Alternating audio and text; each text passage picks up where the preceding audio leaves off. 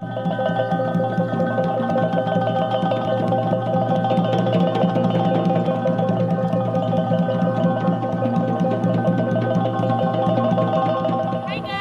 kami dari kelompok Padang 2 yang beranggotakan saya Jevanka Fadila, Saya Yesi Andri Safitri.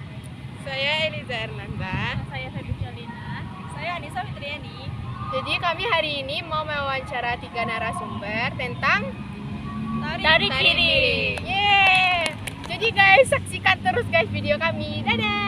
Guys, kami sedang mau mewawancara ke sanggar gitu kan guys. Untuk apa sih? Untuk wawancara tugas etnosains. Tari piring.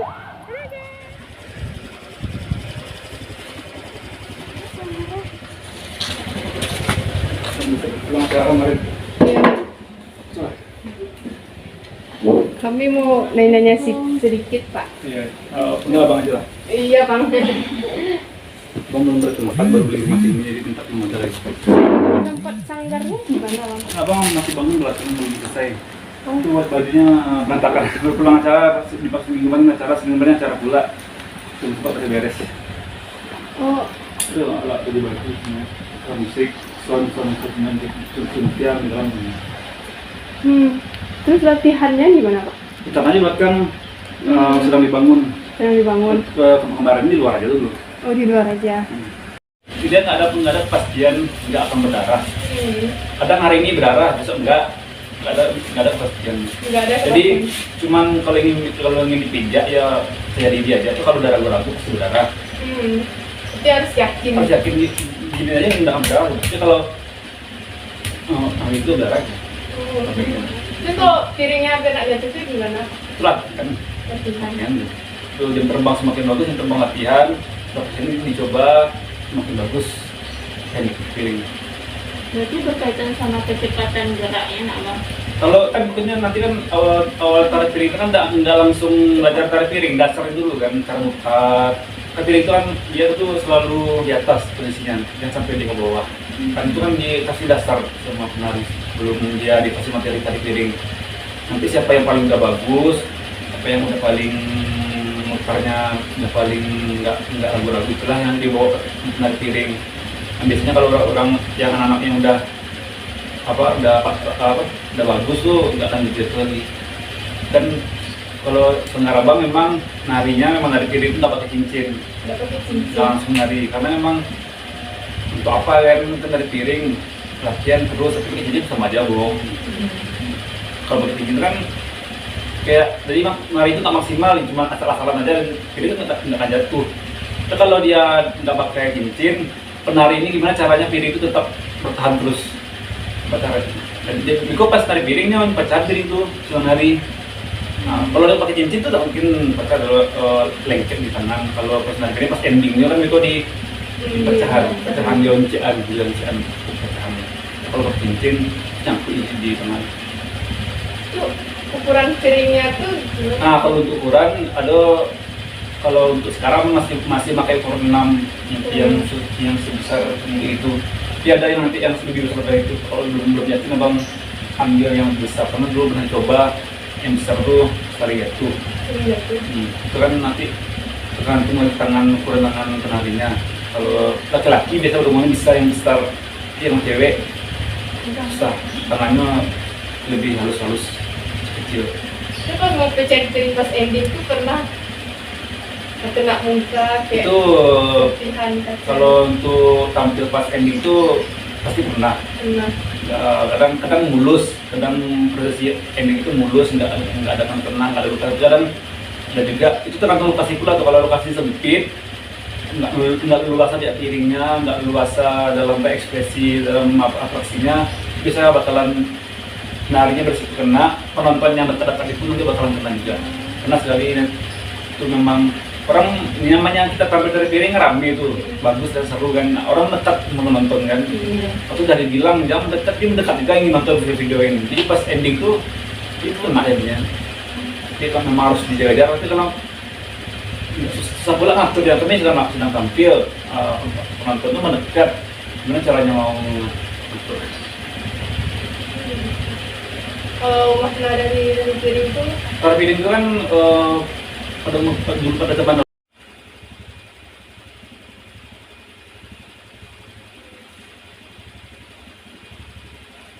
Kalau untuk gerakan kayak gitu ada namanya. gerakannya ini gerakan 8 namanya. Ada ini Gerakan gerakan 8. Kalau gerakan untuk kalau abang kan memang abang sebenarnya abang anak klasik WDP jurusan seni musik pas tari. Yang untuk apa namanya, yang untuk anak penari abang ini anak tari semuanya yang kuliah WDP semuanya yang udah satu semua, yang pertama semua. Kalau untuk teknik nama-nama geraknya itu mereka yang lebih tahu. Ya, ada namanya gerak 8, ada gerak sinkin, macam-macam. Ya, banyak nama gerak. Tapi kalau yang tari abangnya bang, kalau sangat-sangat kayak sama Sofiani, sangat lama itu dia bertarinya itu memang apa berdasarkan berdasarkan gerak-gerak ini dalam. Kalau abang ini bertarinya gerak-gerak yang udah dikreasikan aja lagi, yang dikreasikan aja lagi, nggak terlalu terpaku dengan gerak-gerak tradisional yang lama.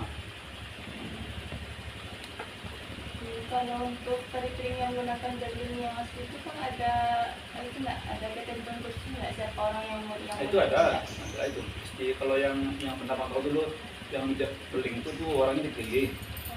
Nah, sebelum dipilih itu nanti dia kalau pesertanya ada tuh itu yang tahu dia sama orang yang sama tadi yang tahu bisa ngapain, puasa dulu atau apa dulu. Secara rincinya emang kurang tahu.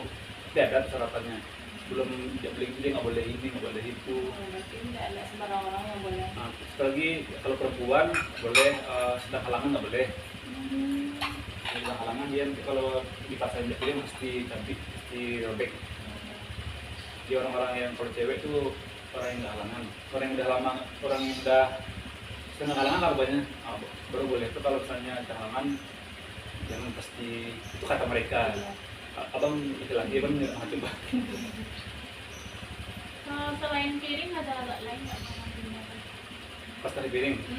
Tari piring itu kalau tari piring beberapa tangga lain itu kita pakai dulang, sepertinya pakai dulang tempat menyajikan bawa makanan banyak tuh mah. Dulang. Nah, dulangnya nanti dikasih aksesoris. Dia pakai itu.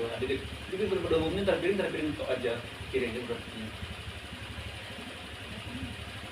Biasanya pada acara apa sih tari piring di Kalau untuk sekarang yang zaman sekarang ini tari piring ini digunakan dia yang seringnya juga untuk cara-cara resepsi pernikahan, nah, itu aja lagi. Atau nanti kalau ada acara kayak orang-orang dinas ada pelantikan, peresmian, itu selalu pasti pakai piring tambahan, pasti selalu pakai tari piring hiburan. Pada zaman dahulu setiap acara manen, setiap ada acara masyarakat pasti pakai tarian. Terus sekarang ini cara-cara yang sifatnya masyarakat di daerah mungkin banyak kayak cara diberikan aja dari ditampilkan.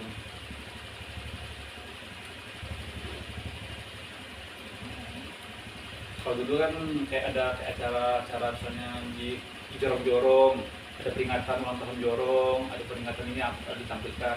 Kalau sekarang udah jarang lagi.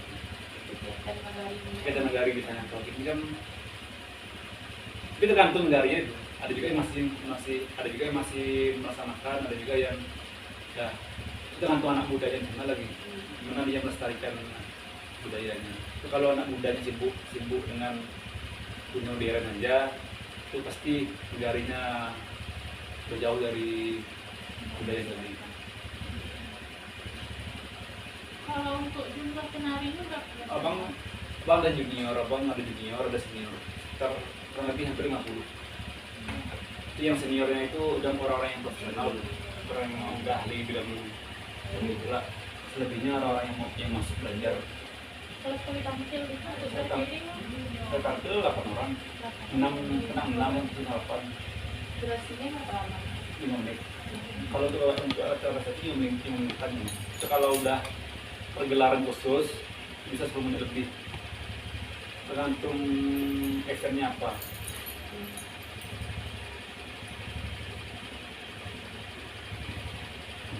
Kalau abang udah berapa lama diri sanggar? Kalau sanggar ini udah 5 tahun, tapi abang di bidang seni ini udah 13 tahun. Tapi abang kan terus sekolah di Padang, sebentar di Padang sekolah seni itu, kelas 7 di UNP, itu abang nyambung di kelas UNP sama 2016 langsung buka kantor sekarang.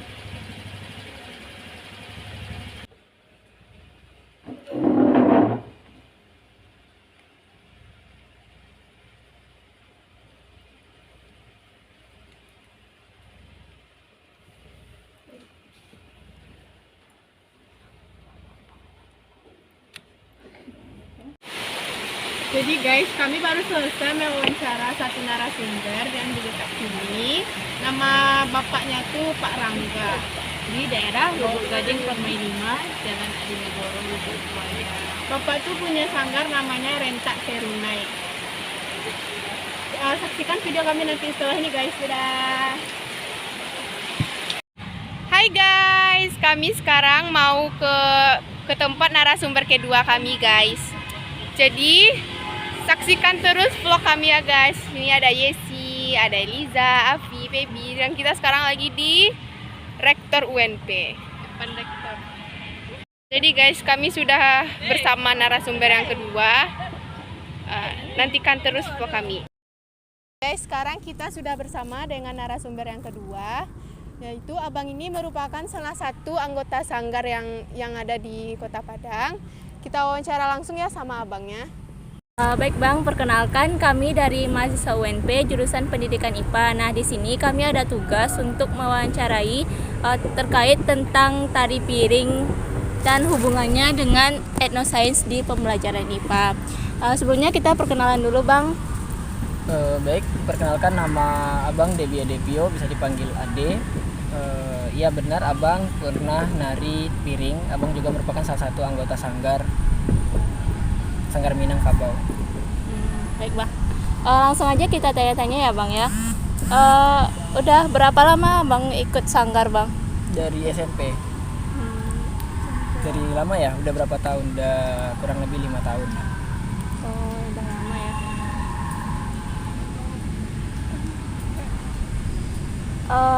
Gini Bang, kami mau nanya tentang tari piring. Nah, biasanya tari piring ini digunakan untuk acara apa aja gitu Bang? Tari piring itu biasanya digunakan adalah tari yang digunakan pada saat adanya acara yang memiliki nuansa atau adat Minangkabau gitu, seperti acara-acara Minang, acara barale, acara menyambut pesta panen, acara besarnya adat-adat Minangkabau seperti itu.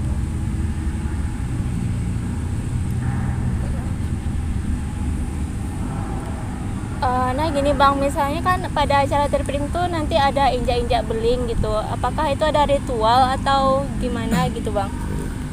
Kalau berbicara mengenai ritual, kalau bicara dahulu kalau yang hal-hal mistis itu kan kalau zaman dahulu itu masih dipercayai banyak orang gitu kan. Tapi dengan kemajuannya zaman, dengan kemajuannya modern, jadi pemikiran orang juga berbeda-beda. Ada yang masih ada juga beberapa orang yang mengatakan bahwa tari piring itu masih ada ritual-ritualnya, tetapi ada juga sebagian orang yang sudah pemikirannya sudah maju itu memikirkan bahwa tari piring itu bukan karena ada ritualnya, tapi karena ada trik penari itu supaya tidak terkena luka dengan pada saat menginjak pecahan piring-piring tadi gitu. Jadi bagaimana triknya supaya itu tidak terjadi luka gitu, itu pandai-pandai dari penari yang sudah diajarkan dari sanggar itu sendiri. Ada nggak Bang syarat-syarat khusus bagi penari tersebut Bang pas nginjak piring itu? Syarat-syarat khusus untuk bagi penari yang menginjak piring, kan tidak semua penari yang menginjak piring, ada beberapa tari. Nah itu nanti dipilih penarinya siapa sih yang cocok untuk menginjak piring ini dengan ketentuan ya tentunya orangnya memiliki hati yang sabar, yang tidak memiliki keras kepala gitu kan, tidak angkuh gitu. Kenapa? Supaya pada saat menari itu mereka bisa santai, bisa rileks dan bisa menikmatkan tari itu secara baik gitu kan, dan karena yang dihadapi adalah ya termasuk atraksi gitu kan, atraksinya juga terbilang kalau orang awam mengatakan bahwa itu susah. Jadi penari itu harus bisa disugesti gitu, maksudnya disugesti di sini penari itu pemikirannya jangan menganggap itu bahaya, tetapi menganggap aja itu adalah sebuah kayak sesuatu yang lembut gitu, yang bisa dipijat dan tanpa melukai penari itu sendiri gitu. Kalau gerak-gerakan dari tari piring itu sendiri apa-apa aja yang ada, Bang? Iya, untuk gerakan dari tari piring itu, karena tari piring itu kan tari menyambut pesta panen ya, bagi masyarakat Sumatera Barat atau warga Minangkabau. Jadi gerakan yang ada di tari piring itu seperti tari mencangkul, itu kita kayak mendayung gitu. Terus membajak ya kita seperti loncat-loncat gitu kan, membajak sawah. Terus kita juga pesta panen menyabit atau mengarit dari padi itu sendiri gitu. Itu adalah rangkaian-rangkaian beberapa gerakan. Iya Bang, Abang sendiri sudah pernah melakukan tari piring ini Bang? Kalau untuk penari dalam tari piring saya pernah, tetapi untuk yang melakukan yang pijat piring itu belum pernah. Apakah dalam kelompok tari piring Abang itu ada yang pernah ada yang mengalami kecelakaan gitu atau luka-luka saat menginjak piring itu Bang? Kalau untuk latihan tentunya, kalau untuk yang baru itu ada ya. Kalau untuk yang baru itu pasti ada, karena ya mungkin karena dalam pembelajaran gitu kan. Kalau untuk tampil kan itu emang berarti udah melakukan latihan-latihan sebelumnya aja. Kecelakaan itu juga biasanya bukan hanya untuk menginjak aja, bukan hanya waktu menginjak, untuk kecelakaan waktu menari aja juga ada. Pada saat itu karena latihan, karena belum begitu profesional gitu kan, piringnya tabrakan, terus pecah terbanting tuh piringnya, tuh mengenai kawan yang lain, terus luka gitu kan. Itu ada beberapa kejadian, tetapi nggak sebegitu sering gitu kan, karena dalam tahap pembelajaran gitu. Piring yang digunakan berapa ya Bang kalau untuk tari piring? Kalau untuk berbicara minimal tari, berbicara minimal banyaknya piring yang harus digunakan dalam penari itu, ya kita harus terpatok sama jumlah penarinya. Tari piring itu sebenarnya jumlah penarinya itu satu orang aja bisa gitu kan, satu orang aja bisa untuk menari piring itu. Seperti di pertunjukan tari persambahan itu ada tari piringnya kan, nah itu ada satu orang. Jadi minimal kalau bisa dikatakan minimal itu dua buah piring yang digunakan. Kalau untuk jumlah anggota penari itu berapa ya Bang? Jumlah anggota penari, kalau biasanya yang biasanya tari piring itu 6 orang. 6 orang itu yang memegang piring. Biasa juga ada yang sampai 10 orang, itu karena adanya yang megang rebana biasanya. Ada yang kayak rebana kecil itu, itu yang digunakan untuk menari piring. Jadi biasanya 6, tapi ada pelengkap jadinya 10. Apakah ada syarat nggak Bang kalau untuk menginjak piring itu agar kaki tidak terluka?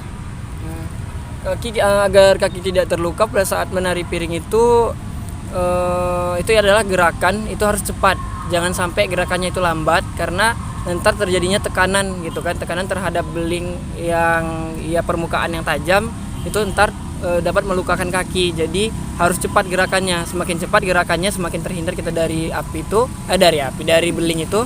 Terus beling itu piring itu kalau semakin cepat kita menginjaknya, semakin cepat dia hancur, maka semakin kecil kemungkinan kita untuk luka gitu.